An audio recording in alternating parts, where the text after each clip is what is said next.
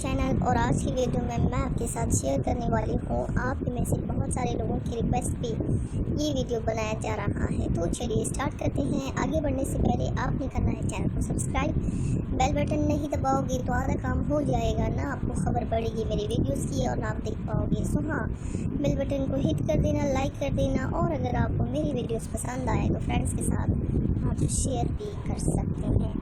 Now let's get started.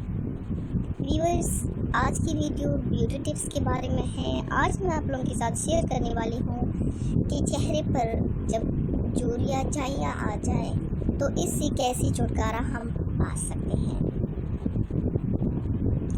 चेहरे पर झाइयाँ यानी कि फ्रिकल्स जो आते हैं, उससे औरत जो है वो बहुत ज़्यादा परेशान रहती है, क्योंकि चेहरे पर जब झाइयाँ होती है तो बहुत ही ज़्यादा बदनुमा नज़र आती है। उससे औरत जो है वो शर्म की वजह से घर से बाहर भी नहीं जा सकती और इसी परेशानी में रहती है कि ऐसा क्या चीज़ मैं इस्तेमाल कर लूँ कि चेहरे पर जो झाइयाँ है वो ख़त्म हो जाए।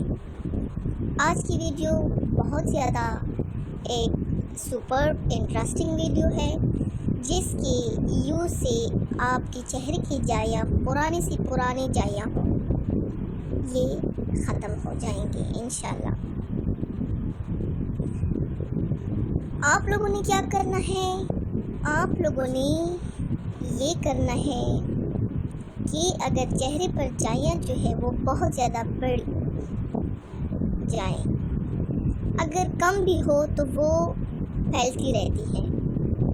अगर चेहरे पर झाइयाँ हो तो आपने भैंस का कच्चा दूध, आपने दूध को पकाना नहीं है, भैंस का कच्चा दूध लगाने से आपकी जो चेहरे पर झाइयाँ हैं ये ख़त्म हो जाएगी।